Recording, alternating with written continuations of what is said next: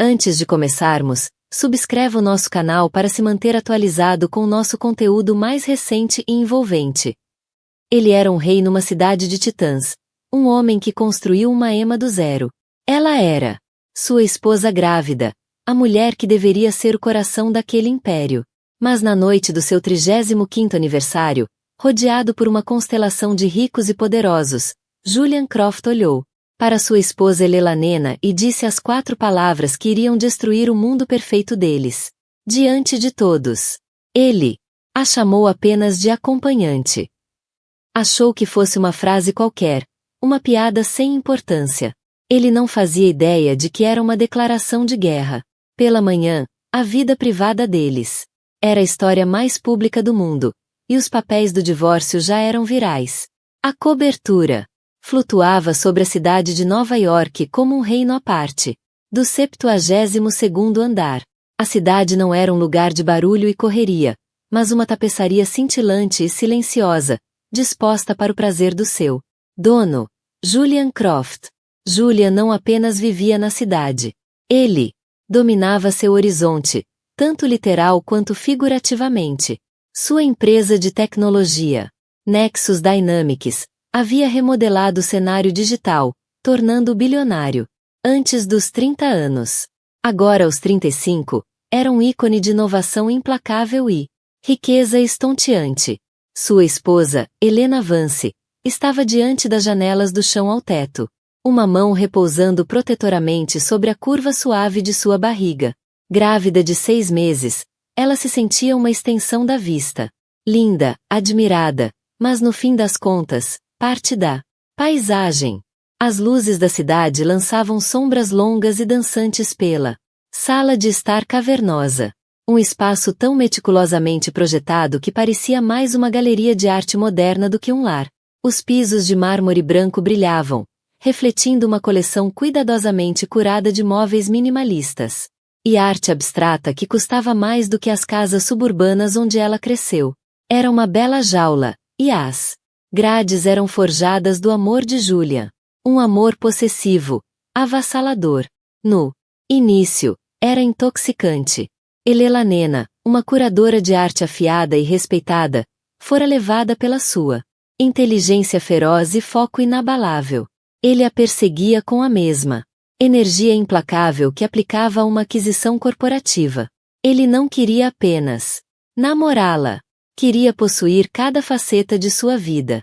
Ele a convenceu a deixar o emprego na galeria, argumentando que ela não precisava trabalhar, que seu olhar para a beleza era melhor aplicado à vida deles juntos. Você é a minha obra-prima, ele, murmurou contra o cabelo dela uma noite, depois de fazerem amor num hotel parisiense com vista para o Sena. Por que eu deixaria outra pessoa te exibir? Na época, pareceu a coisa mais romântica que ela já tinha ouvido. Agora, ecoava em sua mente com um tom mais sinistro. Lentamente, imperceptivelmente, ele foi esculpindo sua independência. Suas amigas foram gradualmente substituídas pelas esposas dos sócios de negócios dele. Seus dias antes cheios de desafios profissionais e descobertas artísticas tornaram-se uma agenda cuidadosamente gerida de aulas de pilates, almoços beneficentes e provas de roupa para o fluxo interminável de galas e eventos. Ele chamava isso de construir a marca deles. Ela começava a se sentir como um logotipo. Aquela noite era o auge dessa construção de marca. O jantar de aniversário de 35 anos de Julian.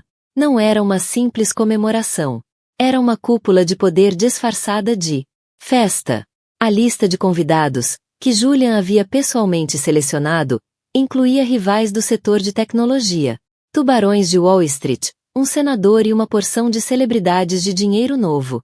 O local era o Etal, um restaurante tão exclusivo que não tinha placa, apenas uma porta discretamente marcada e uma lista de espera de 6 meses.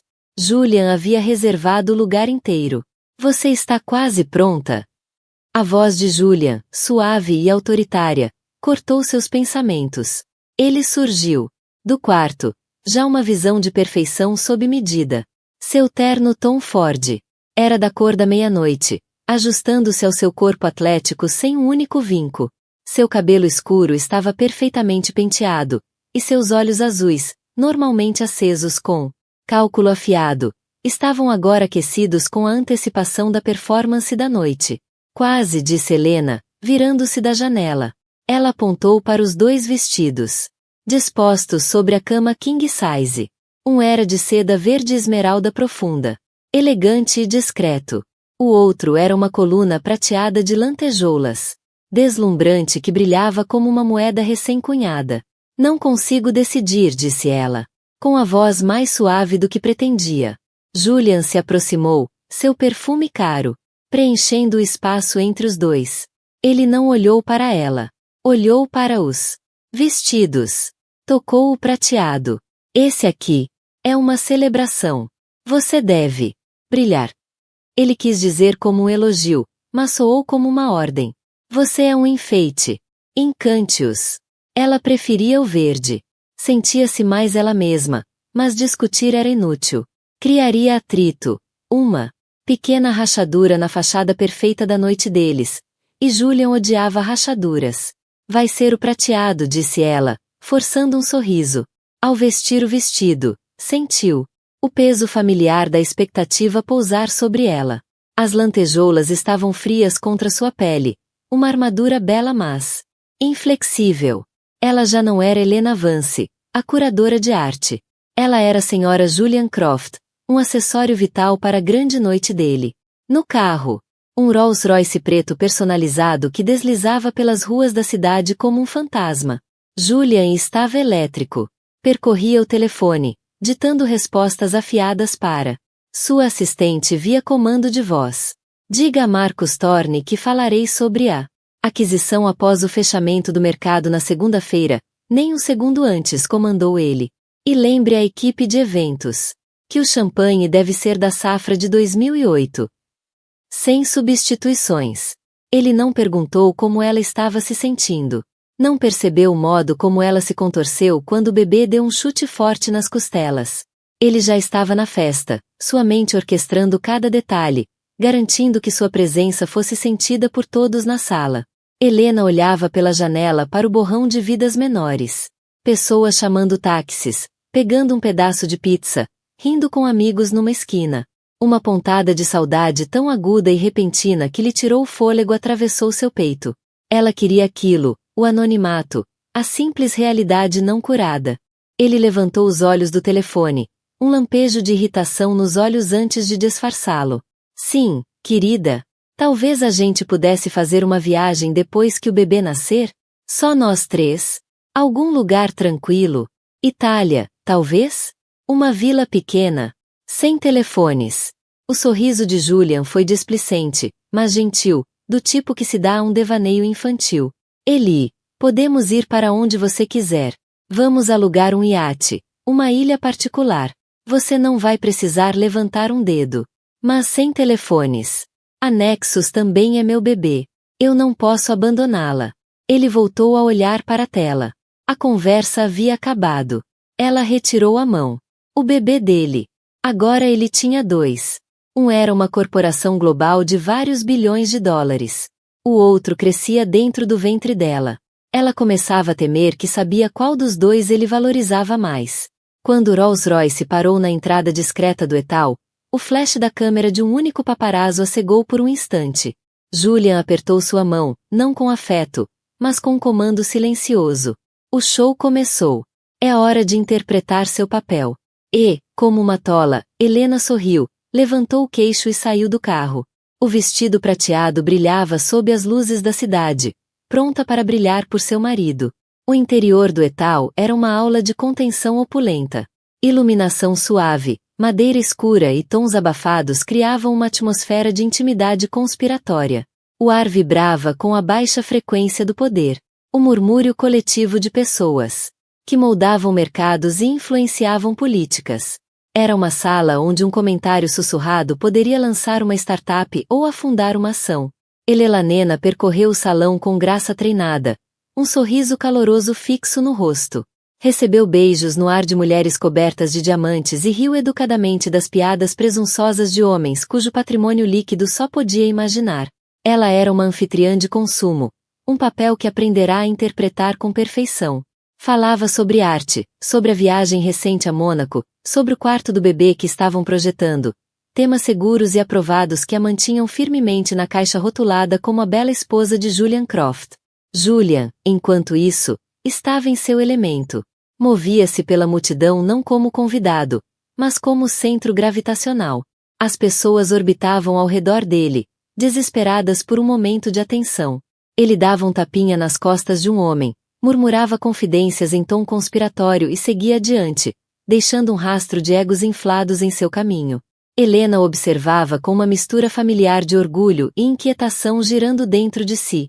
Ele era brilhante, magnético, uma força da natureza. Mas ela conhecia a verdade. O calor que ele projetava era estratégico, o carisma uma ferramenta. Eles estavam sentados à cabeceira de uma longa mesa em estilo banquete. Helena à sua direita, e sua irmã mais nova, Amélia, à esquerda. Amélia era o único membro da família de Julian que parecia enxergar Helena como uma pessoa, e não como uma aquisição. Com olhos afiados e inteligentes que espelhavam os do irmão, mas com calor genuíno, ela se inclinou para Helena. Sua voz um alívio bem-vindo do zumbido ao redor. Você está deslumbrante, Helena, mas exausta, disse Amélia, o olhar suave de preocupação. Ele está te fazendo trabalhar demais? Helena deu um pequeno sorriso de agradecimento. O bebê decidiu que minha bexiga é um trampolim pessoal. Coisas da gravidez. Bem, se quiser fugir um pouco, é só me lançar um olhar.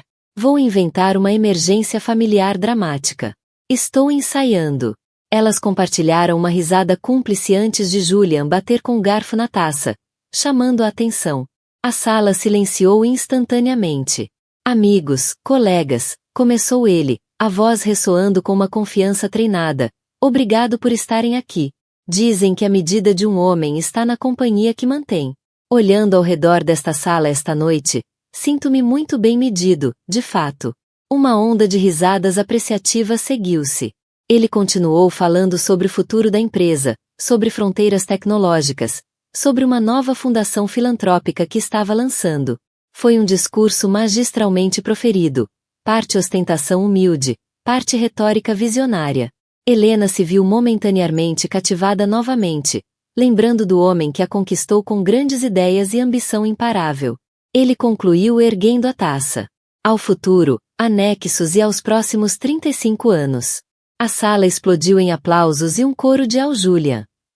Enquanto a conversa de jantar recomeçava, o homem à direita de Helena, um petroleiro grisalho do Texas chamado Bill, virou-se para ela. Então, mocinha, disse ele com a voz grossa e arrastada do sul, Julia me contou que você trabalhava com arte. Deve ser bom não precisar se preocupar com carreira, né? Antes que Helena pudesse formular uma resposta educada que defendesse sua antiga vida sem parecer defensiva. Marcus Thorne, o rival elegante e perpetuamente sorridente de Julia, se inclinou do outro lado da mesa. Não seja antiquado, Bill, disse Marcus, os olhos brilhando de malícia. Helena é uma mulher formidável.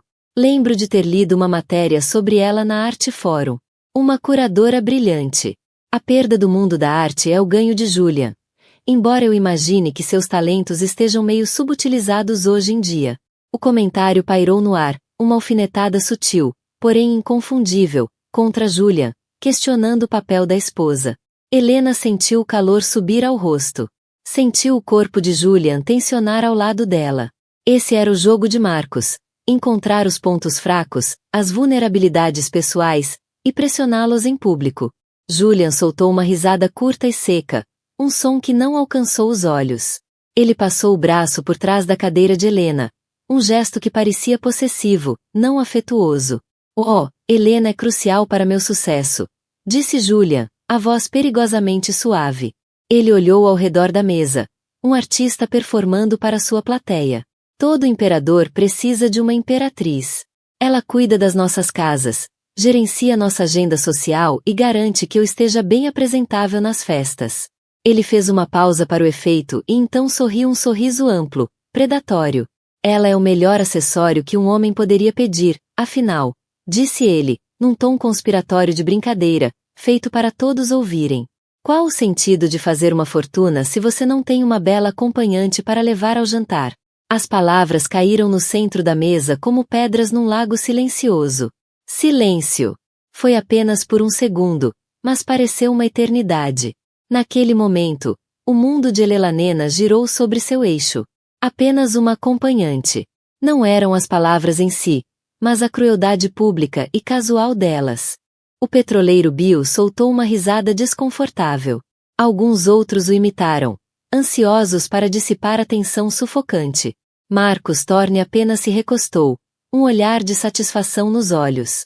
Ele havia encontrado o ponto fraco, e Julian, em sua arrogância, acabará de confirmá-lo. Helena sentiu cada gota de sangue abandonar seu rosto. Sentia os olhares de pena das outras mulheres, os movimentos desconfortáveis dos homens. Olhou para Julian, esperando, rezando, ver um lampejo de arrependimento, um sinal de que ele percebia ter ido longe demais. Não havia nada. Ele sorria, banhado na atenção, alheio à ferida que acabará de infligir. Ele não apenas a insultara. Revelara, da maneira mais clara possível, exatamente como havia. Ela não era sua parceira. Não era sua igual. Era um item de checklist para uma vida de sucesso. Ao lado da cobertura, do jato particular e do champanhe vintage. Sua visão se estreitou. O som ambiente do restaurante virou um zumbido distante. A única coisa que ela ouvia era a batida frenética e apavorada do próprio coração. Com uma calma que mais tarde a surpreenderia, Helena colocou o guardanapo sobre a mesa. Empurrou a cadeira para trás, o som rangendo alto no silêncio súbito da sala. Julian finalmente olhou para ela, o sorriso vacilando. Eli, onde você vai? Ela não olhou para ele. Não podia. Se olhasse, iria desmoronar, ou explodir. Em vez disso, olhou para Amélia, cujo rosto era uma máscara de pálido e horrorizado choque. Não estou me sentindo bem, disse Helena, a voz frágil, um fio fino. Acho que preciso ir para casa. Sem outra palavra, virou-se e se afastou da mesa. Caminhou com uma precisão estranhamente onírica, as costas eretas, a cabeça erguida. Sentia todos os olhos do restaurante sobre ela. Um peso físico contra sua pele. Não olhou para trás. Ela passou pela maitre preocupada, atravessou a porta discreta e saiu para o ar fresco da noite, deixando para trás o som do marido chamando seu nome. O caminho de volta à cobertura foi um borrão de postes de luz e lágrimas. Assim que entrou no casulo silencioso do Rolls-Royce, a compostura que lutara tanto para manter-se despedaçou em 1000 pedaços. Um soluço dilacerante rasgou sua garganta, cru e doloroso. Ela se encolheu no banco de couro macio, envolvendo os braços em torno da barriga como se pudesse proteger seu filho ainda não nascido dos estilhaços do seu próprio coração partido. Apenas uma acompanhante. A frase ecoava e ecoava em sua mente, cada repetição torcendo ainda mais a lâmina. Não foi um erro. Não foi um escorregão. Foi a verdade exposta sob as luzes duras do escrutínio público. Todos os pequenos desprezos, as opiniões ignoradas, as suaves coerções dos últimos 3 anos de repente fizeram sentido. Não eram incidentes isolados. Eram parte de um padrão. Ele não estava construindo uma vida com ela. Estava encaixando-a dentro da vida dele. Quando as portas do elevador se abriram diretamente no apartamento, as lágrimas haviam cessado, substituídas por uma clareza fria e aterrorizante. A cobertura, antissímbolo do sucesso compartilhado dos dois, agora parecia um mausoléu. A arte nas paredes, peças que ela antes amava, agora pareciam zombar dela com sua beleza silenciosa e estática. Ela caminhou pelos cômodos cavernosos, o vestido prateado, aquele que ele escolhera para ela, parecendo um figurino de uma peça que acabará em tragédia. Entrou no quarto e arrancou o vestido, deixando cair numa pilha reluzente no chão. Vestiu uma calça simples de cachemir e uma camiseta macia, roupas que pareciam sua própria pele. Por um momento, apenas ficou parada no centro do cômodo, respirando. Inspira. Expira. O silêncio era absoluto. Ele não a seguirá. Ele havia escolhido sua festa, sua plateia, em vez da esposa grávida e em frangalhos. Isso, mais do que qualquer coisa, lhe disse tudo o que precisava saber. Seu olhar caiu sobre o reflexo no espelho grande e ornamentado. Ela viu uma mulher que mal reconhecia. A curadora confiante e ambiciosa, que antes comandava salas de leilão e debatia a teoria da arte com paixão, havia sumido. Em seu lugar, uma figura pálida e assombrada, com sombras sob os olhos. Mas, ao olhar mais de perto, viu algo mais surgir no fundo daquele olhar. Uma centelha do antigo fogo, um lampejo de desafio. O amor que sentia por Julian tinha sido real, mas fora construído sobre uma fundação de ilusão. A ilusão de que ele a via como igual. Naquela noite, ele destruiu essa fundação com uma marretada. E, entre os escombros, Helena soube que não poderia reconstruir, nem por si mesma, e certamente não pelo filho que carregava. Ela não criaria um filho ou filha numa casa, onde a mãe fosse considerada um acessório. A decisão, quando veio, não foi um rompante emocional. Foi uma conclusão calma, racional. Estava acabado. Mas ela conhecia Julian. Ele não a deixaria ir tão facilmente. Não porque não pudesse viver sem ela, mas porque sua partida seria um desastre de relações públicas. Uma rachadura em sua armadura. Seria uma mancha em sua marca perfeita. Ele lutaria, não com amor, mas com advogados e acordos de confidencialidade. Tentaria controlar a narrativa, pintar Helena como instável, emocional, ingrata. Iria enterrá-la em taxas jurídicas e vergonha pública. Ela não deixaria isso acontecer. Ele a humilhou publicamente. Definiu-a diante do mundo. Ela decidiu, naquele momento, que iria se redefinir, também publicamente. Ela não seria vítima da história dele. Seria a autora da sua própria. Com as mãos surpreendentemente firmes, alcançou o telefone. Percorreu os contatos. Dezenas de nomes ligados a Julian, não a ela. Parou em um. Chloe Bennet. Chloe não era apenas sua melhor amiga da faculdade. Era uma das advogadas de divórcio mais temidas de Nova York. Uma tubarão especializada em casos de alto conflito e alto patrimônio. Continuaram próximas. Mas Helena via menos à medida que se afundava mais no mundo de Julian. Julian achava a independência de língua afiada de Chloe insuportável. Agora, era exatamente disso que Helena precisava. Ela apertou o botão de chamada. Passava da meia-noite, mas ela sabia que Chloe atenderia. Helena!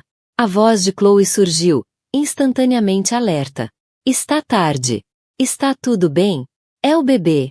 O bebê está bem, disse Helena, a voz firme. Mas meu casamento acabou. Houve uma pausa do outro lado da linha.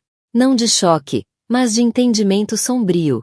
Chloe nunca fora fã de Julian. O que ele fez? Perguntou, o tom mudando de amiga preocupada para profissional focada. Helena contou tudo. O jantar. Os convidados. A provocação calculada de Marcus Thorne. E então, as 4 palavras. Ele me chamou de acompanhante. Ela ouviu Chloe soltar o ar lentamente. Aquele filho da puta narcisista e condescendente, disse Chloe, o veneno na voz como um bálsamo para os nervos em carne viva de Helena. Ok, me escuta. Onde você está agora? Estou na cobertura. Ele ainda está na festa. Ótimo. Precisamos agir rápido antes que ele volte para casa e tente consertar isso com um talão de cheques e algumas lágrimas de crocodilo. Helena, o que você quer que aconteça? Esse era o momento da verdade. A antiga Elelanena teria desejado desaparecer. Se esconder. A nova Elelanena, aquela forjada no fogo da humilhação daquela noite, tinha outra resposta. Quero divórcio, Chloe, disse ela, a voz ganhando força. E quero ser eu quem conta a história. Ele tirou minha voz, meu coração, minha carreira, minha identidade. E eu vou recuperá-los. A partir de amanhã de manhã. Um sorriso lento surgiu na voz de Chloe. Entendi. Você não quer apenas deixá-lo. Quer deixar uma marca. Enquanto isso, você precisa arrumar uma mala. Apenas o essencial. Coisas que ele não vai notar de imediato. Passaporte, documentos pessoais, qualquer joia com valor sentimental que não tenha sido presente dele. Tem um apartamento corporativo em Midtown que está vazio.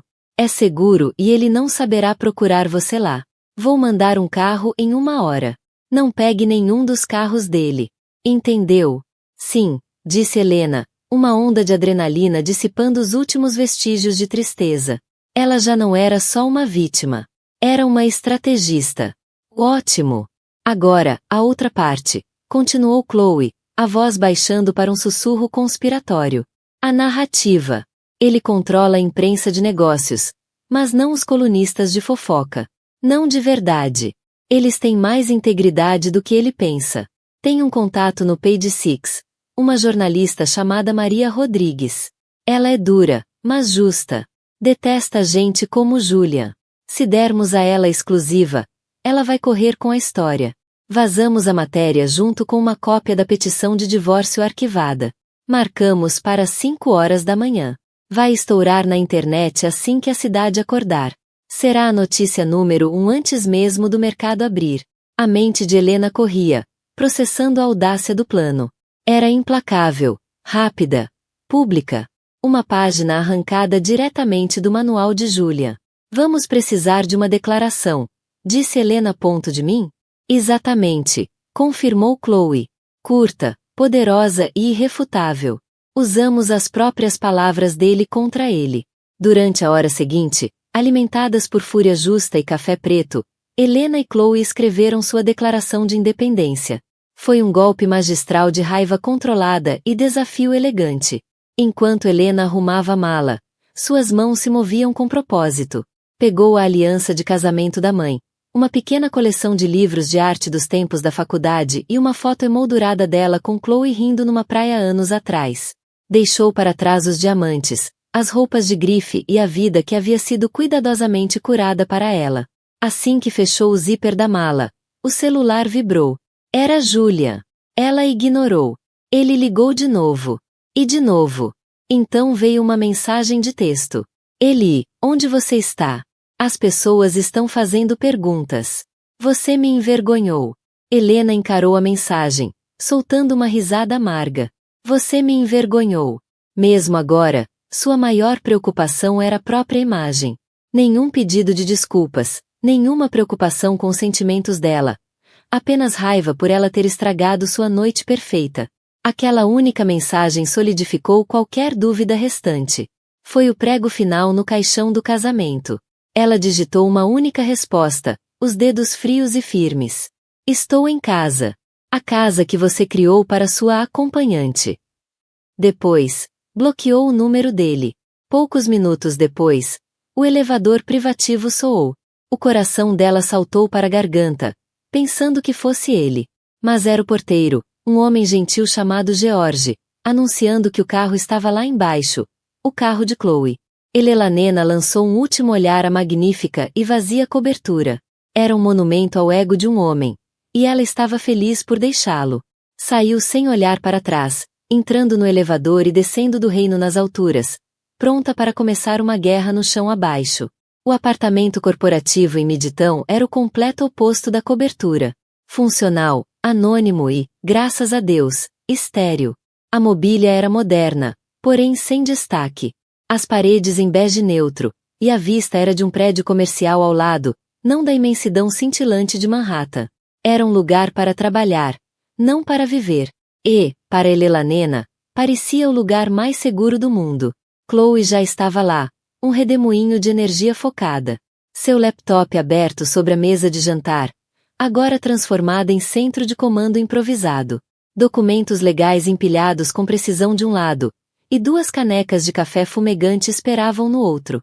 Apesar da hora, agora quase 3 da manhã, Chloe parecia tão afiada como sempre, com blazer sob medida e jeans, o rosto uma mistura de lealdade feroz e zelo profissional. Bem-vinda à sala de guerra, disse Chloe, abraçando Helena com força e rapidez. Você está um caco, mas também está livre. Eu me sinto. Helena procurou a palavra, desperta. Pela primeira vez em muito tempo. Ótimo! A raiva é um excelente estimulante, disse Chloe, apontando para a cadeira à sua frente. Vamos ao trabalho. Redigi a petição inicial. Preciso que você leia. É padrão, mas estabelece a linha do tempo e inicia oficialmente o processo. Helena leu o jargão jurídico, sua antiga vida como curadora detalhista servindo bem. Estava tudo ali, frio e formal. Encerrando o casamento de Julian Croft e Helena Vance. Ver seus nomes num documento assim era impactante, mas também libertador. Era real. Está perfeito, disse ela, A voz firme. Ok, vou protocolar eletronicamente no tribunal exatamente às 5 horas. No momento em que for registrada, torna-se pública. O que nos leva à fase 2, a declaração. Chloe virou a tela do laptop para Helena. Nela, havia um simples documento de texto. Declaração de Helena Vance. Após um período de reflexão cuidadosa, tomei a difícil decisão de solicitar o divórcio do meu marido, Julian Croft. Trata-se de uma questão profundamente pessoal. Mas, considerando a natureza pública de nossas vidas, decidi compartilhar minha verdade diretamente. Um casamento deve ser uma parceria entre iguais, construída sobre amor e respeito mútuos. Na noite passada, meu marido resumiu publicamente e de forma sucinta nosso casamento ao me chamar, a mim, sua esposa grávida, de apenas uma acompanhante. Essa caracterização não é uma base sobre a qual posso construir um futuro, para mim ou para meu filho. Peço privacidade enquanto atravesso essa transição e me preparo para dar as boas-vindas ao meu bebê em uma nova vida, mais saudável. Não farei mais comentários neste momento. Helena leu 2 vezes. Era brilhante. Devastador. Era verdade. Não atacava com sujeira nem revelava segredos. Apenas segurava um espelho diante das palavras de Julia, deixando sua arrogância se tornar sua ruína. A menção à gravidez era um golpe de mestre, transformando-a de esposa desprezada em mãe protetora. Chloe, isso é letal. Essa é a ideia, disse Chloe com um sorriso sombrio. Não estamos jogando o jogo dele. Estamos mudando as regras. Ele usa poder e dinheiro. Nós usamos a verdade. Ele vai ficar furioso. Ele vai ficar apoplético. Corrige-o Chloe. Todo o império dele é construído sobre uma imagem de sucesso intocável e controle absoluto. Durante a hora seguinte, finalizaram um plano. Chloe preparou o e-mail para Maria Rodrigues, do Page Six. O assunto era simples, exclusivo, divórcio de Julian Croft. O corpo do e-mail conteria a declaração de Helena e uma cópia com carimbo de horário da petição de divórcio, provando sua autenticidade. À medida que o relógio se aproximava das 5 horas da manhã, uma estranha calma tomou conta de Helena. Era a maior aposta de sua vida. Enfrentava um homem que, com um telefonema, podia arruinar carreiras e esmagar empresas. Mas sentia uma força que não sentia há anos. Não era o poder dele, baseado em riqueza e influência. Era o seu, baseado em convicção e respeito próprio. É hora, disse Chloe suavemente, o dedo pairando sobre o mouse. Está pronta? Helena olhou pela janela. O céu começava a clarear, passando do preto profundo para um roxo machucado. A cidade ainda dormia, inconsciente da bomba digital prestes a explodir. Estou pronta, disse Helena. Respirou fundo. Faça. Com um clique decisivo, Chloe apertou enviar. Não havia mais volta. Por alguns minutos, ficaram em silêncio. O único som era o zumbido do laptop. O sol começou a nascer, lançando raios dourados entre os prédios. Parecia simbólico, o amanhecer de uma nova era em sua vida. Então, às 5h21, o telefone de Chloe vibrou. Era um e-mail de Maria Rodrigues. Recebido. Uau! A matéria vai ao ar em 5 minutos. Segurem-se. Chloe olhou para Helena, os olhos arregalados. Lá vamos nós. Ela rapidamente acessou o site do Page Six e começou a atualizar a página. E então, lá estava. Manchete. O fim do Rei Croft. Esposa grávida Helena Vance pede o divórcio após ser chamada de acompanhante na festa de aniversário do milionário. A matéria era tudo o que esperavam. Maria havia usado a declaração de Helena na íntegra, enquadrando-a como uma poderosa resposta de uma mulher desprezada. Incluiu detalhes da festa luxuosa, dos convidados famosos, e do contexto da enorme fortuna de Julian. O que fez seu comentário parecer não apenas cruel, mas grotescamente arrogante. O artigo terminava com uma linha simples e devastadora. Fontes dizem que o Sr. Croft comemorava seu aniversário de 35 anos. Pode ser um que ele viverá para se arrepender. Em segundos, a história tomou conta da internet. Chloe abriu o Twitter. #+OneDivorce já estava em alta. Compartilhado por jornalistas, celebridades e milhares de pessoas comuns. Os comentários eram uma enxurrada de apoio a Helena e condenação a Julia. Bem feito por ela. Um homem que desrespeita a mãe do próprio filho não é rei. É covarde. Imagina ter bilhões e ainda assim sua única personalidade ser babaca rico. Helena, esse bebê está melhor longe dessa energia tóxica. Vai com tudo, mamãe. Helena rolava os comentários, as lágrimas enchendo os olhos. Mas não eram de tristeza. Eram de validação. Ela não estava sozinha. O mundo via o que ela via. Eles entendiam. Conseguimos, sussurrou ela, com um tom de reverência. Ainda não acabou, disse Chloe, o olhar de triunfo contido. Isso é só o primeiro ataque. Agora é esperar o rei perceber que foi colocado em xeque-mate. Enquanto o sol iluminava por completo a cidade, Helena sabia que Julian acordaria em breve. Alcançaria o telefone, esperando ver manchetes brilhantes sobre sua festa e sua genialidade empresarial. Em vez disso, encontraria seu mundo cuidadosamente construído pegando fogo. Incendiado por uma faísca que ela acendera com apenas 4 palavras dele. A guerra havia começado. E, pela primeira vez, Helena sentia que tinha chance de vencer. Julian Croft acordou às 6h15, como fazia todas as manhãs. Seu relógio biológico era tão preciso e implacável quanto os algoritmos que comandavam sua empresa. ChatGPT cede. Ele esticou a mão para o celular na mesa de cabeceira, um reflexo automático, pronto para verificar os mercados futuros e os e-mails da madrugada vindos de seus escritórios na Ásia. Mas a tela que o recebeu não era o preto e verde familiar do seu app de investimentos. Era uma explosão caótica de notificações, centenas de mensagens de texto, dezenas de chamadas não atendidas, alertas de todos os grandes veículos de notícias. Sua testa se franziu em irritação.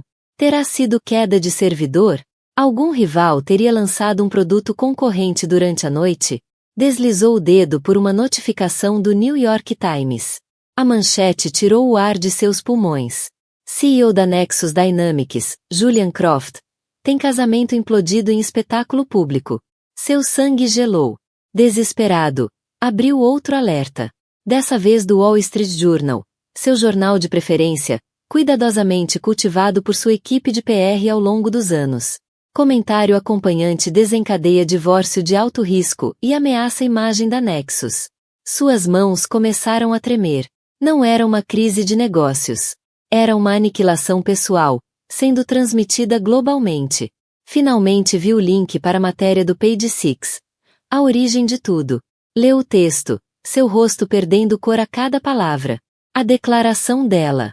A citação dele. Apenas uma acompanhante. Ver suas próprias palavras descuidadas jogadas de volta, preto no branco, despidas de qualquer tom de brincadeira e apresentadas como fato frio e duro, fez seu estômago se contorcer. Levantou-se bruscamente na cama, os lençóis de seda escorrendo pela cintura. Helena, chamou, a voz rouca. O silêncio da cobertura foi a resposta. O espaço que na noite anterior parecia um reino agora era um túmulo.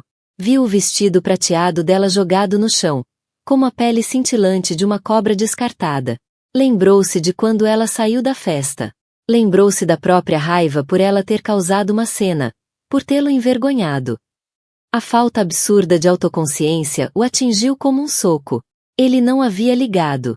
Não havia checado como ela estava. Havia enviado uma única mensagem birrenta e acusatória. E em seu silêncio, ela havia declarado guerra. Seu primeiro instinto foi controlar. Precisava consertar. Apagar a história. Descou para seu chefe de PR, um bulldog chamado Frank. Eram 6h30, mas Frank atendeu no primeiro toque, a voz já tensa. Julian, estou tentando falar com você há 1 hora. Isso é um furacão categoria 5. Acabe com isso, Frank, rosnou Julian, andando de um lado para o outro no chão de mármore. Não me importa o custo. Ligue para os editores. Ameace cortar o investimento em publicidade. Solte um comunicado. Diga que ela está instável, que é hormonal por causa da gravidez. Houve uma longa pausa do outro lado da linha. Julian, eu não posso. Como assim não pode? Rugiu Julian. Eu te pago 7 dígitos por ano para resolver problemas. Isso não é um problema que você possa enterrar com dinheiro, disse Frank, a voz plana. Ela usou suas próprias palavras. Não é ela disse, ele disse. É, ele disse, e ela confirmou. Não temos saída.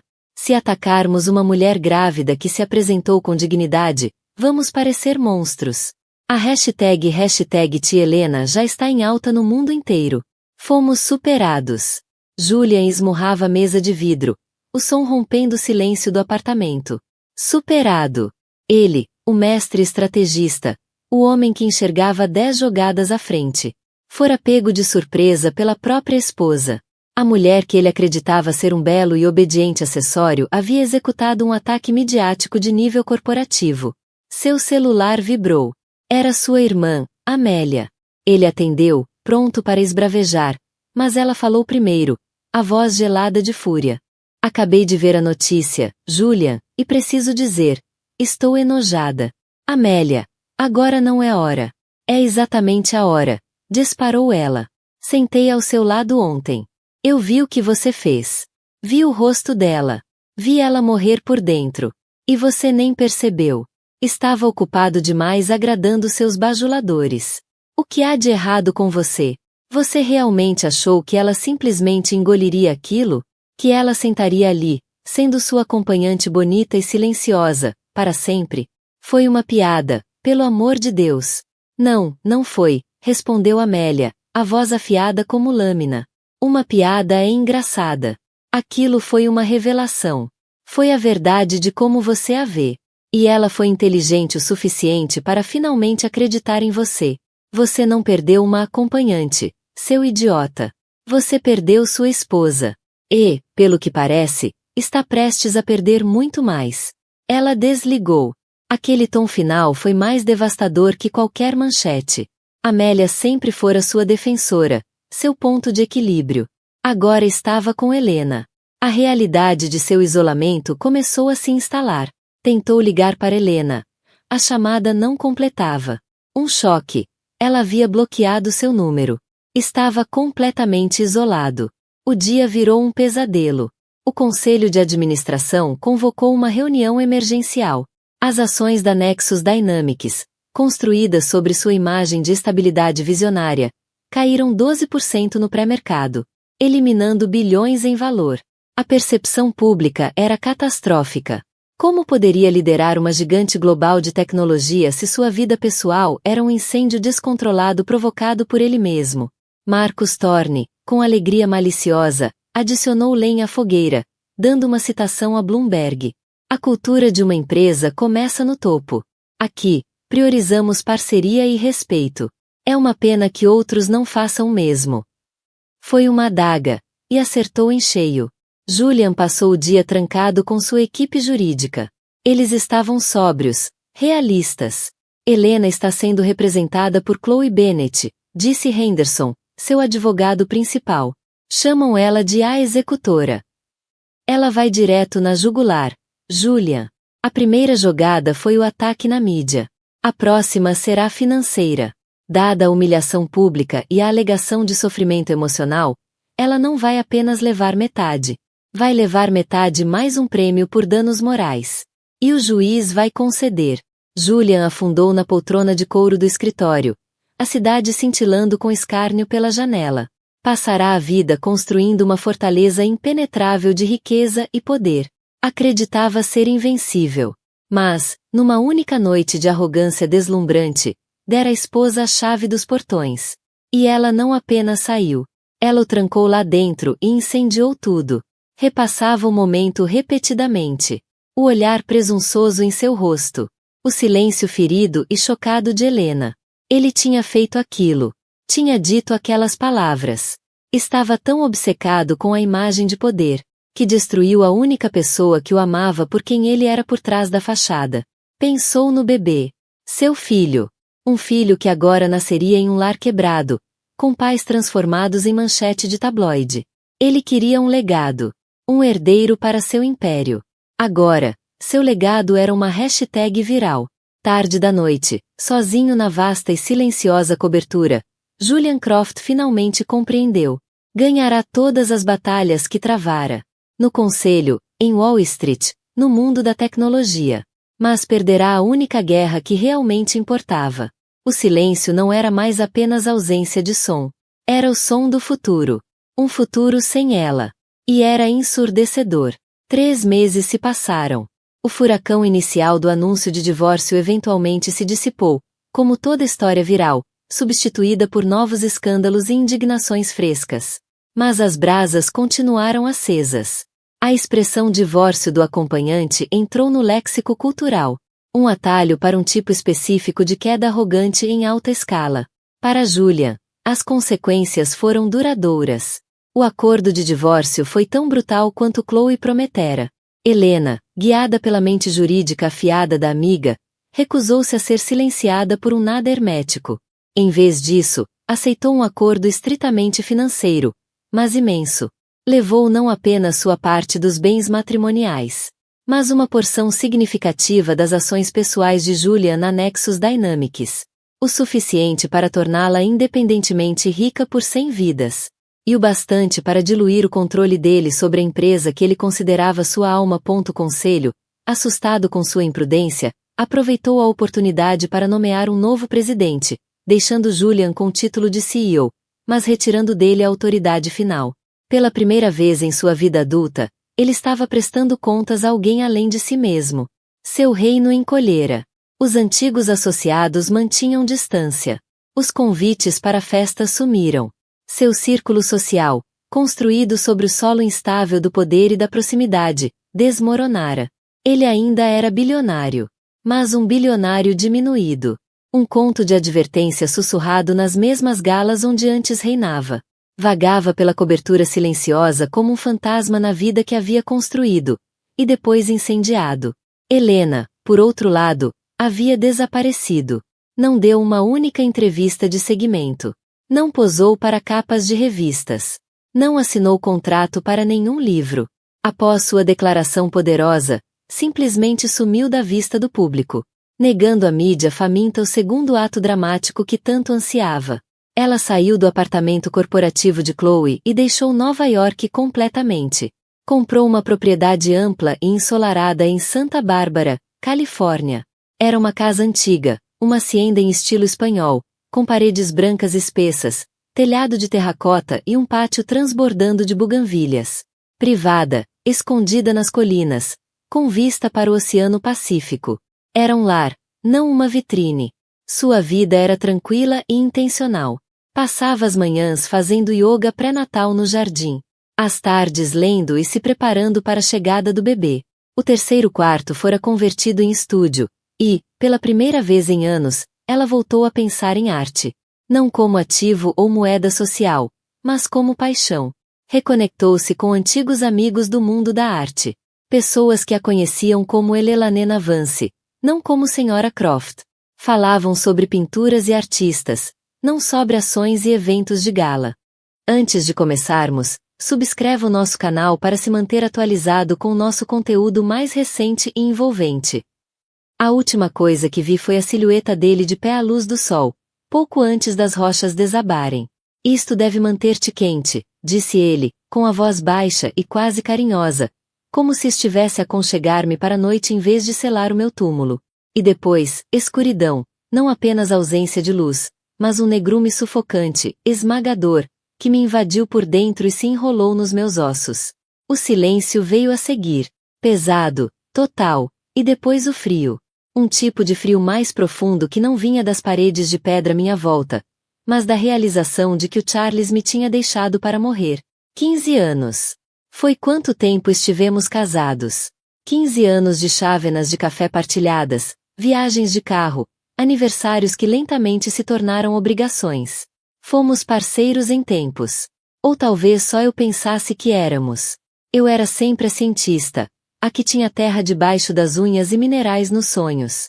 O Charles, ele era o conversador fluente, marketing, apresentações, investidores, o rosto do charme, a voz que sabia exatamente o que dizer, até deixar de saber, até ficar em silêncio.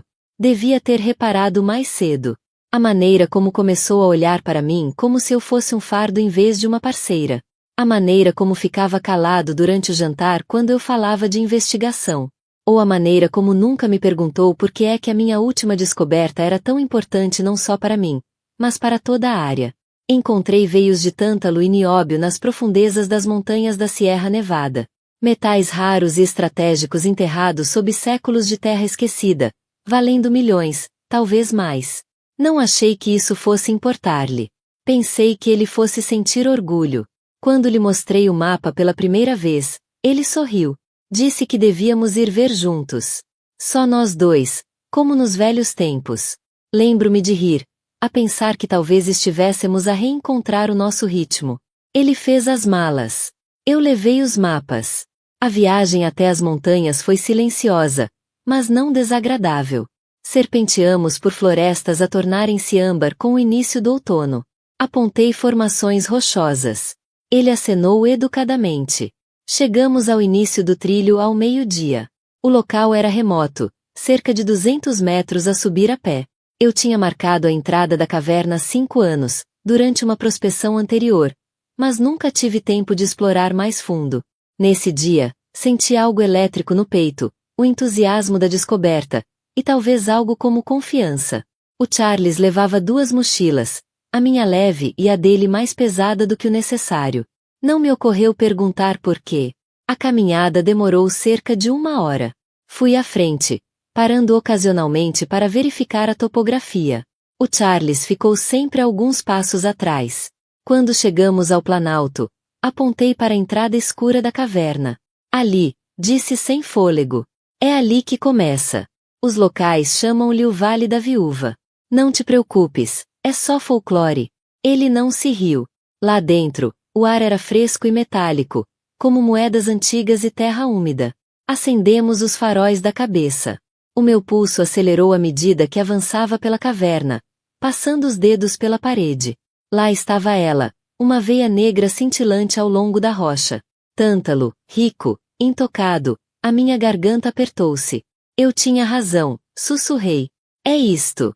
Ajoelhei-me, cuidadosamente, recolhendo amostras, rotulando-as uma a uma. Atrás de mim, ouvi o Charles recuar, depois mais um pouco, o estalido das botas dele. Não me virei. Devia tê-lo feito, mas estava demasiado absorvida no momento até ele chamar. Nath disse suavemente. Vem cá. Quero mostrar-te uma coisa. Algo no tom dele fez-me parar. Virei-me devagar, guardando as amostras na caixa. O que foi? Ele sorriu. Não daquele sorriso que aquece, mas daquele que gela a espinha. Só vem cá. Aproximei-me. A luz do farol dele tremeluziu nas paredes irregulares atrás dele. Estendeu a mão, puxou-me para junto de si. Amo-te, sussurrou-me ao ouvido, as mãos apertando-me a cintura. Sabes disso, não sabes? Fiquei sem ar. Charles, o que estás a fazer? Ele afastou-se apenas o suficiente para me olhar. Olhos mais escuros do que alguma vez tinha visto. Desculpa. E veio o empurrão. Rápido. Calculado. As minhas costas bateram com força na parede da caverna. E antes que pudesse gritar, ele virou-se e correu em direção à saída. Levantei-me às pressas, gritando o nome dele, tropeçando em rochas e pó. ChatGPT cede. Foi então que o ouvi. O primeiro estalido de pedras a cair. Depois outro. E depois o rugido ensurdecedor quando a entrada colapsou numa tempestade de granito e cascalho. Corri até as minhas mãos baterem na pedra, sólida, imóvel. Bati com os punhos. Gritei até a garganta se rasgar. Charles, que raio estás a fazer? Abre esta maldita caverna. Silêncio. E depois a voz dele. Abafada, calma, quase gentil. Sempre gostaste mais das tuas pedras do que de mim, Nathalie. Agora podes ficar com elas para sempre. Ele tinha desaparecido. Encostei a testa à pedra, a respiração em golfadas curtas. Isto não podia ser real. Ele não podia saber. Não, não podia. Não o Charles. Não depois de tudo. Mas mesmo enquanto me dizia isso, sabia a verdade. Ele tinha calculado cada movimento. Desde o momento em que saímos de Elkmon. Este era o plano dele. Despenhei-me no chão. O feixe da lanterna a tremer nas paredes úmidas e brilhantes da caverna. Algures mais fundo no túnel. A água pingava com regularidade, marcando o tempo num ritmo cruel. 15 anos de casamento terminaram num ato de traição fria e deliberada. Fui enterrada viva e ninguém sabia que eu estava ali. Ou assim pensava. Não sei quanto tempo estive deitada ali. Minutos. Horas. O tempo não se comporta da mesma forma quando estás presa debaixo da terra. Cada som parece amplificado. Cada silêncio parece infinito. Obriguei-me a respirar, a manter a calma. Mas a minha mente não parava. Pensei em tudo. Na minha equipa no instituto, no comitê de financiamento à espera de atualizações, na minha irmã que não sabia de mim há semanas, e no Charles. Sempre o Charles. As minhas mãos tremiam enquanto tateava pela lanterna, ajustando o feixe. Tinha talvez meia garrafa de água e algumas barras de proteína na mochila. Não era suposto estar ausente muito tempo, só uma análise de campo, uma atualização. Não isto. O feixe apanhou algo à frente. Não era rocha, nem cristal. Movimento. Fiquei imóvel. Lá, talvez a 6 metros, uma figura avançou lentamente para a luz. Alto, de ombros largos, com uma barba espessa e olhos atentos que encontraram os meus como aço. Por um momento, não consegui mexer-me. O meu coração batia tão alto que pensei que a caverna o devolveria em eco. Quem? Quem és tu? A minha voz falhou de tanto gritar. Ele não recuou, apenas levantou as mãos, palmas abertas. Calma, disse baixinho. Não estou aqui para te magoar. Deu mais um passo, revelando uma lanterna antiga na mão esquerda e uma faca de caça presa ao cinto. A roupa era gasta mas funcional. Um casaco de lona, jeans desbotados e botas pesadas cobertas de lama. Não era alguém que esperarias ver numa caverna selada. A outra entrada, disse ele. E saída, mas não é fácil. Vives aqui? Perguntei, ainda a tentar processar. Mais ou menos. Acenou levemente. Faz 3 anos desde que deixei as montanhas. Este lugar é silencioso, mais seguro à sua maneira. Olhei para ele, a tentar ler a expressão. Não havia nada de ameaçador no tom, mas algo na calma dele deixava-me inquieta. Ouviste tudo? Ele hesitou, depois assentiu. A maior parte, o suficiente para saber que o teu marido não vai voltar. Cerrei os punhos. Ele tentou matar-me. Elias baixou o olhar, o maxilar a endurecer. As pessoas fazem coisas horríveis quando estão desesperadas, mas aquilo foi calculado. Afastou-se e ajoelhou-se ao lado do monte de rochas colapsadas. Ele não te prendeu aqui apenas. Bloqueou o único túnel com ar respirável. Precisamos de nos mexer em breve. A minha respiração falhou. Mexer para onde? Há um sistema de câmaras mais fundo. Tenho as mapeadas ao longo dos anos. Uma delas liga-se a um rio subterrâneo. Esse rio deságua na base da cordilheira, mas o caminho é apertado, molhado e perigoso. Vamos precisar de equipamento, comida, luz, mas é a nossa melhor hipótese. Pesquei os olhos. Por que é que me ajudarias? Ele olhou-me nos olhos. Porque já estive do outro lado, o lado em que alguém em quem confias desaparece. Havia algo cru na voz dele, algo que ainda não compreendia, mas sentia. Durante um longo momento, não disse nada. Apenas olhei para o homem que surgiu das sombras, oferecendo não explicações, mas sobrevivência. Finalmente, assenti. Começamos a caminhar. O túnel estreitou, obrigando-nos a seguir em fila única. O ar era frio e úmido, com cheiro a água rica em minerais e algo mais antigo, quase metálico. Concentrei-me nos passos de Elias à minha frente, firmes e deliberados. Depois de cerca de 10 minutos, entramos numa câmara maior, iluminada tenuemente pela lanterna dele. Era uma sala, ou tão próxima disso quanto possível, debaixo da terra. Havia prateleiras de madeira flutuante empilhadas com comida enlatada, ferramentas, lanternas, um saco-cama enrolado num canto. Uma fogueira cuidadosamente construída sob uma chaminé natural de ventilação. Bem-vinda à minha humilde caverna, disse ele com ironia, pousando a lanterna. Não é muito, mas serve. Olhei à volta, atônita. Viveste aqui durante 3 anos. Depois de perder a minha família, disse em voz baixa, agachando-se junto à fogueira. Não havia muito mais por que ficar. Não insisti por detalhes. Apenas me sentei devagar num dos bancos improvisados e abracei-me. O peso de tudo a afundar de novo. Era suposto estar a trabalhar. Disse com a voz sem emoção. Ele ofereceu-se para vir comigo. Disse que seria romântico. Só nós, sem equipa, sem distrações. Elias olhou, mas não interrompeu.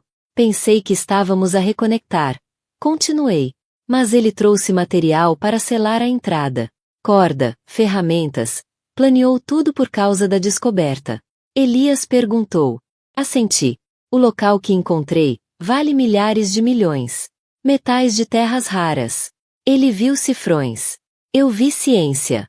Elias atiçou a fogueira, o brilho a pintar-lhe o rosto em tons dourados tremeluzentes. Tu viste propósito. Ele viu fuga. Olhei para ele. E o que viste tu quando me viste pela primeira vez na caverna? Os olhos dele prenderam os meus. Um motivo. Não respondi. Não consegui. O calor da fogueira começou a afastar o frio dos dedos, mas não dos pensamentos. Fiquei em silêncio, ouvindo o ocasional estalo das brasas, o pingar da água ecoando algures atrás de nós. Ele passou-me uma caneca de chá feito de algo selvagem e herbal. Peguei nela com uma mão trêmula. Partimos antes do amanhecer, disse Elias. Vamos precisar de todo o tempo possível. Olhei para a caneca. Achas que vamos conseguir? A voz dele não vacilou. Temos de conseguir. E, pela primeira vez em horas, não me senti sozinha. Saímos da câmara antes de amanhecer.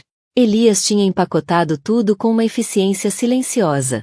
Comida enlatada, filtros de água, pilhas sobressalentes, corda e um rolo de lona impermeável. Carregava uma pequena mochila com as minhas amostras seladas lá dentro. Sentia-me ridícula por estar a pensar em rochas depois de quase morrer. Mas agora eram mais do que meros espécimes. Eram provas. Provas de que o Charles não só me traiu. Tentou roubar-me. Matar-me. Apagar-me. Avançávamos lentamente pelos corredores estreitos. O meu corpo ainda doía do impacto da queda. E os músculos gritavam de dor a cada passo. O feixe da lanterna refletia nas paredes, iluminando veios minerais que cintilavam como trilhos de fantasmas na escuridão. Há um túnel estreito mais à frente, avisou Elias. Cerca de 4,5 metros. Fica apertado, e vais precisar de manter a calma. Se entrares em pânico, para de te mexer e chama. Engoli em seco. Claustrofobia nunca foi o meu problema. Até agora. Ele foi primeiro, deslizando para dentro da abertura com a facilidade de quem já o fizera 100 vezes. Deitei-me e segui, a respiração irregular, o som do meu próprio coração a bater-me nos ouvidos. Fala comigo, sussurrei roucamente. O que queres saber? Respondeu a voz dele, firme e baixa, a poucos metros à frente. Qualquer coisa. Diz-me por que vieste para aqui. Por que este lugar? Silêncio por um momento. Depois. O nome da minha mulher era Leia, disse ele. E a nossa filha Sophie, tinha 9 anos, era brilhante, adorava cavalos. A pedra pressionava fria contra o meu peito, mas a voz dele ajudava-me a focar. Estávamos a fazer caminhada nas cascades. Um deslizamento de pedras surgiu do nada. Eu tinha formação em resgate. Conhecia o terreno, mas estava 6 metros demasiado longe. Fiz uma careta. Foram enterradas antes que eu pudesse sequer chegar a elas. Continuou. Cavei durante horas com as mãos nuas, fiz sangue, encontrei primeiro o colar dela, depois a botinha. O estômago apertou-se-me, mas não disse nada. Deixei o trabalho depois disso. Deixei tudo. Vim para aqui porque pensei que se vivesse num lugar onde o silêncio fosse suficientemente alto, talvez a culpa parasse de ecoar. Emergi para outra câmara. Ofeguei, em parte de alívio, em parte pela estranha beleza à nossa volta. As paredes estavam cobertas de longas e delicadas estalactites, as pontas cintilando com umidade. O chão ondulava com poças minerais. Elias virou-se para mim. Estás bem? Assenti. Sim, obrigado por falar. Precisava disso. Falar afasta o pânico, disse simplesmente. Continuamos a andar. Quanto mais avançávamos, mais o ar mudava. Mais frio, mais úmido. Senti antes de ouvir. Um ruído grave, profundo e constante. O rio, disse o Elias. A câmara abriu-se abruptamente para um rochedo irregular com vista sobre um rio subterrâneo, negro e veloz. O som da água a correr enchia o ar, ecoando em todas as superfícies. Elias apontou para a parede oposta. Há um trilho de beira-rio que o acompanha. Vamos segui-lo durante algumas horas, e depois atravessar por um ponto estreito. Olhei para a água. Parecia óleo, espesso e selvagem. Alguém alguma vez saiu por aí? Só eu, disse ele. E agora, espero que tu também. Descemos com cuidado, colocando cada passo com atenção deliberada. A beira era estreita, às vezes mal dava para um pé. Por vezes, o Elias teve de virar-se e estender a mão, ajudando-me a equilibrar enquanto passávamos por saliências molhadas e escorregadias. Odiava o quanto precisava dele. Eu era sempre a pessoa em quem os outros confiavam. Na montanha, no laboratório, na sala de reuniões. Mas agora minha vida dependia da mão firme de um estranho. Quando chegamos a uma sessão, Elias passou-me uma barra de proteína e um cantil. Sentamo-nos a descansar. Achas que ele já contou a alguém? Perguntei. O Charles. Ele ficou em silêncio por um momento. Então provavelmente já fez a jogada dele. Disse às pessoas que foi um acidente. Que tentou salvar-te. Olhei para a água. Achas que alguém vai acreditar nisso? Vão acreditar no que for conveniente, disse o Elias. A menos que lhes dês uma razão para não o fazerem. Cerrei o maxilar. Vou dar. Ele olhou-me em silêncio. Ainda tens as amostras? Dei uma palmada leve na mochila, impermeabilizada e intacta. Ótimo! Vais precisar delas. A ideia de enfrentar o Charles de novo dava-me náuseas. Ver aquele rosto presunçoso, calculista, saber que ele estava lá fora a inventar a história enquanto eu sangrava na terra. Mas não havia caminho de volta. Eu tinha sobrevivido. Isso significava algo. Elias levantou-se e estendeu-me a mão. Ainda temos um longo caminho pela frente. O trilho voltou a estreitar, forçando-nos a andar em fila única. O rio rugia ao nosso lado. A certa altura, o caminho desapareceu por completo, e tivemos de atravessar a corrente gelada até a coxa, junto à parede. Mantém-te junto à rocha, instruiu Elias. Usa os apoios com as mãos. Passos de lado, não em frente.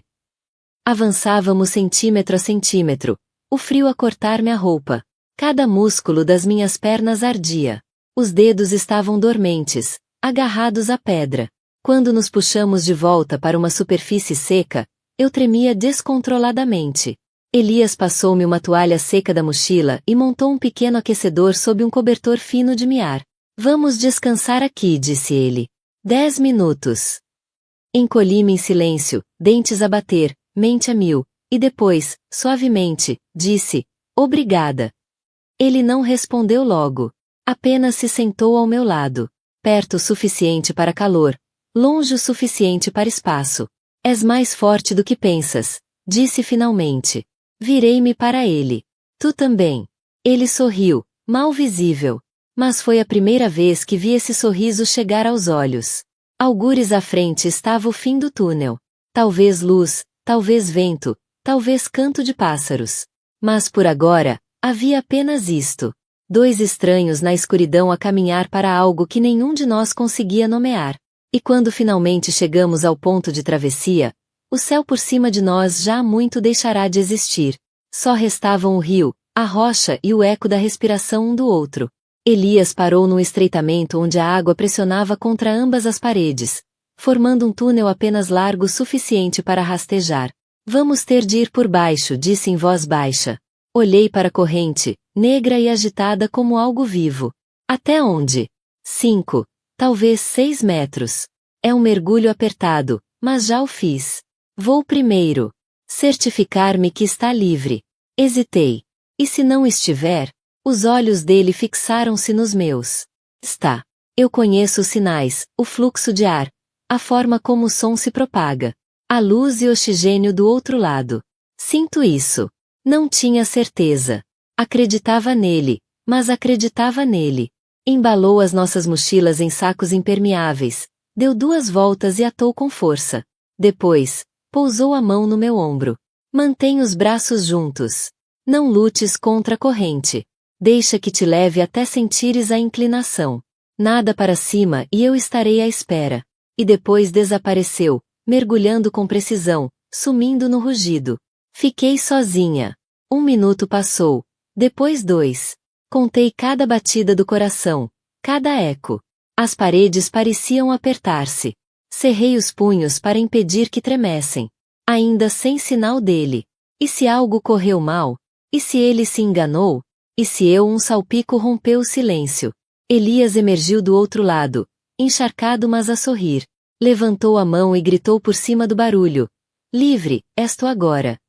Inspirei fundo, uma vez, duas, e saltei. O frio bateu como um murro. O peito bloqueou. O mundo desapareceu em bolhas e força. A corrente puxou-me para o lado, rodou-me, empurrou-me para frente. Lutei contra o pânico, mantendo o corpo fechado, a cabeça baixa. Segundos pareceram horas, depois movimento ascendente. Dei uma forte impulsão com as pernas, desesperada, os pulmões a gritar, e então, ar. Os braços do Elias puxaram-me da água para a pedra firme. Ofegava, tossia, tremia, mas estava viva. Conseguiste, disse ele, enrolando-me num cobertor seco. Ri, embora parecesse mais um soluço. Achei mesmo que tinha morrido. Hoje não, disse ele, e algo na maneira como disse, fez-me sentir firme outra vez. Descansamos numa caverna seca durante algum tempo, partilhando as últimas barras de proteína. O ar cheirava diferente ali, menos viciado, mais aberto. Por cima de nós. Achei ter ouvido pássaros. Olhei para o Elias. O que achas que o Charles está a fazer agora? Ele hesitou, a compor a mentira perfeita. Assenti lentamente. Ele sempre foi bom com palavras. Sempre soube como manipular algo a seu favor. Provavelmente disse que escorregaste, disse Elias, que fez tudo o que podia. Aposto que já está de volta a Elkmon a dar entrevistas com um sorriso de herói. Então damos-lhes a verdadeira história. Retomamos a nossa jornada, subindo por poços estreitos e corredores úmidos com cheiro a resina de pinho e minerais. À medida que avançávamos, imaginava como seria voltar à cidade, ver a cara dele quando eu aparecesse, não como um fantasma, mas como uma consequência. Algumas horas depois, chegamos ao túnel final. A luz entrava por uma cortina espessa de trepadeiras, filtrada e dourada. Elias afastou a vegetação, deixando-me dar o primeiro passo para o exterior. O sol bateu na minha pele como algo sagrado. Cerrei os olhos, a ajustá-los. A floresta à nossa volta estava viva. Agulhas de pinheiro debaixo dos pés, vento nas folhas, o som de espaço aberto verdadeiro. Girei lentamente num círculo completo, inalando o aroma de cedro e do ar frio da montanha. As lágrimas encheram-me os olhos antes mesmo de me aperceber. Elias juntou-se a mim, semicerrando os olhos ao sol. Bem-vinda de volta, disse suavemente. Descemos pela encosta. Deste ponto, via-se o traço de uma estrada e o contorno tênue de Elkmon encaixado no vale. Fumo saía das chaminés. Parecia pequeno, distante, comum. 3 horas depois, cobertos de pó e doridos, entramos nos arredores da cidade. Sentia-me uma estranha a entrar no sonho de outra pessoa. As pessoas olhavam. Devíamos parecer fantasmas. Roupas rasgadas, cobertos de pó, olhos demasiado abertos. Encontramos o restaurante local primeiro. Não sei porquê. Talvez porque precisava de algo real. O cheiro de ovos fritos e café barato bastava para me aterrar. Mas o que me parou foi o brilho da TV na parede do fundo. Lá estava ele, o Charles. No ecrã, estava em frente da nossa cabana, vestido de preto, a falar para um microfone, olhos solenes. Foi um acidente, disse. Estávamos a explorar uma nova seção quando o colapso aconteceu. Tentei salvá-la. Fiz tudo o que pude. Fiquei a olhar, o coração a martelar. A empregada notou que eu estava imóvel e franziu o sobrolho. Senhora, está tudo bem? Um passo em frente. A xerife nesta cidade? Ela apontou. A esquadra fica a 2 quarteirões, no fim da rua principal. Não esperamos. Quando chegamos à esquadra, eu tremia. O agente de serviço piscou os olhos ao ver-nos entrar, sem saber o que pensar da nossa chegada. Sou a Nathalie Vega, disse. E quero reportar uma tentativa de homicídio. Essa frase mudou tudo. Levaram-nos para uma sala lateral. Chamaram outro agente. Fizeram-se declarações. Mostrei-lhes as amostras. Elias contou o que sabia, o cronograma, As palavras exatas que Charles disse antes de me selar lá dentro. O xerife, um homem baixo e de olhos cansados, olhou para nós os dois e disse: isto já não é assunto local. Vamos contactar o condado. Assenti. Façam-no rápido. Ele está a avançar com a descoberta.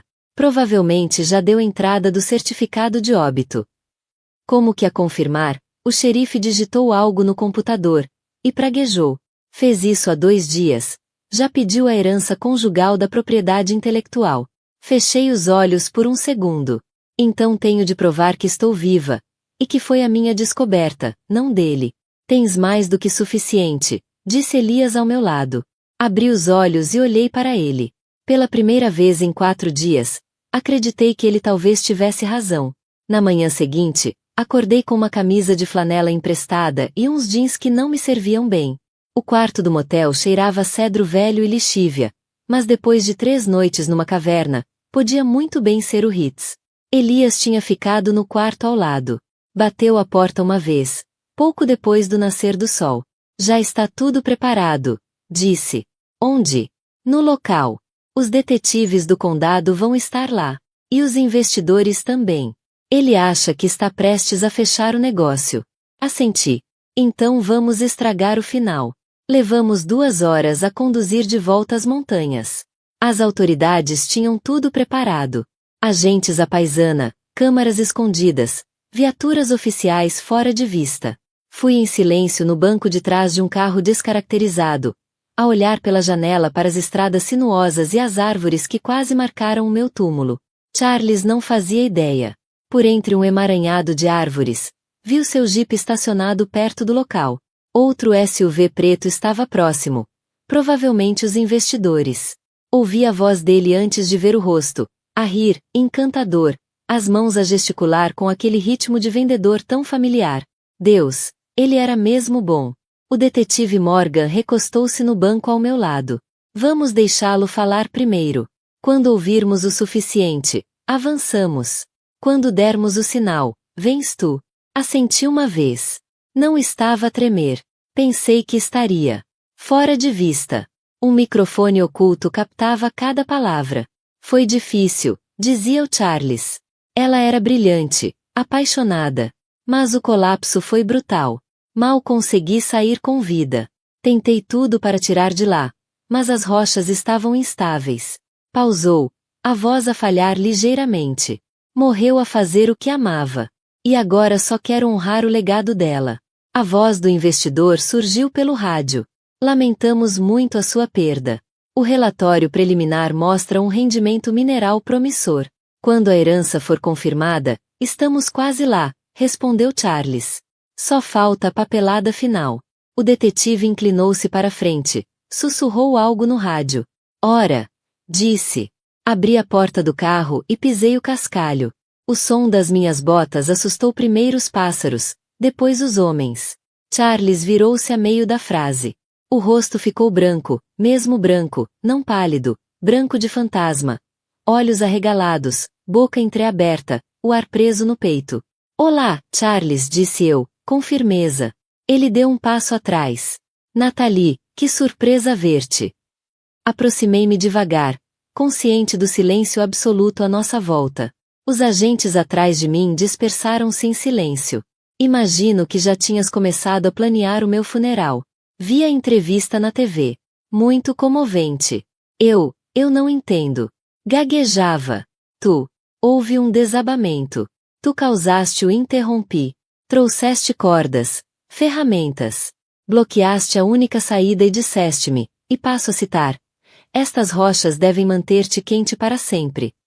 Ele empalideceu. Temos uma testemunha, disse o detetive Morgan, avançando. Temos provas físicas. Temos gravações. Charles Vega está detido por tentativa de homicídio da sua esposa, Nathalie Vega. Um dos investidores praguejou entre dentes. Charles não resistiu. Ficou apenas ali, enquanto algemavam, a olhar para mim como se eu tivesse rastejado para fora do pesadelo dele. Talvez tivesse. Quando levaram, ainda tentou uma última vez. Nathalie, não era suposto ser assim. Não, disse eu em voz baixa. Enterraste-me, e achaste que ninguém descobriria a verdade. Mas a verdade já estava nas paredes. Só não sabias que ela tinha voz. Os agentes levarão-no. Fiquei imóvel. Achei que me sentiria vitoriosa, justificada, mas só me senti exausta. Voltei para o SUV. Os investidores não me seguiram. Um deles tentou falar comigo, algo sobre reavaliar contratos, possível colaboração. Levantei a mão e continuei a andar. Mais tarde, enquanto o local era isolado e a imprensa começava a chegar, encontrei o Elias junto à linha das árvores. Estava encostado a uma árvore, braços cruzados, a observar-me. "Estás bem?" perguntou. Assenti. "Está feito." "Ainda não", disse ele com gentileza. "Mas a pior parte está." Olhei uma última vez para a entrada da caverna, o mesmo lugar onde Charles tentou pôr fim a tudo. E agora era só um monte de pedras. Só geologia, só matéria. Ele não venceu. Nem sequer entendeu o que estava a tentar roubar. "Já te perguntaste alguma vez?" Perguntei ao Elias. "Se há lugares que escolhem proteger-nos mesmo quando as pessoas não o fazem?" Ele inclinou a cabeça. "Não acho que seja o lugar. Acho que são as pessoas que te encontram nele." Olhei para ele, e pela primeira vez desde a caverna, deixei-me sentir realmente o que tinha acontecido. Tinha sobrevivido. Tinha sido salva. E talvez tivesse sido vista. O ar estava fresco naquela manhã, com um toque de geada e promessa. Fiquei na borda do Vale da Viúva, a ver os primeiros raios de sol entrarem pelo desfiladeiro. O monte de pedras que em tempos me prendera agora jazia silencioso, tão inofensivo como qualquer rocha caída. Atrás de mim, Elias arrumava o nosso equipamento, dobrando lonas e guardando garrafas de água. A floresta à volta agitava-se, os pássaros chamavam, as agulhas sussurravam com a brisa suave. Sentia-se viva. Inspirei fundo, saboreando pinho e possibilidade. Durante tanto tempo, este lugar foi a minha prisão. Depois, a minha passagem para a sobrevivência. Agora, parecia um limiar, uma linha entre quem eu era e quem podia vir a ser. Virei-me para Elias. A barba dele captava a luz. Os olhos estavam claros e firmes. "Devíamos voltar", disse. "Tenho de reclamar a minha vida." Ele assentiu. "O que precisares." Caminhamos lado a lado pelo trilho abaixo, cada passo mais leve que o anterior. Na zona de estacionamento, o meu SUV alugado esperava, coberto de pó mas pronto. Abri a porta de trás e carreguei as mochilas. Depois voltei-me para ele. "Vens comigo?" perguntei. "Para Elkmont, para o instituto." Ele hesitou, os olhos a deslizarem para a estrada sinuosa. "Nunca pensei deixar estas montanhas." Engoli em seco. ChatGPT Said. "Eu sei, mas talvez esteja na hora." Ele olhou para mim, um sorriso lento a formar-se. "Por ti, eu tentaria." As lágrimas picaram-me os olhos. Toquei-lhe no braço, surpreendida pelo calor do contato humano depois de dias no subsolo frio. "Obrigada", sussurrei. Conduzimos em silêncio cúmplice. O carro, uma bolha contra o mundo. Quando chegamos à cidade, as ruas estavam calmas. Os locais seguiam as suas rotinas matinais, inconscientes do drama que se desenrolara nas montanhas. Estacionei num pequeno parque ao lado do Instituto de Geologia. O edifício estava igual, mas eu sentia-me diferente. Lá dentro, o diretor Ramírez recebeu-me como uma sobrevivente milagrosa. Apertou-me a mão e deu-me os parabéns pelas provas entregues. No escritório de trás, assinei papéis que restauravam o meu nome à descoberta.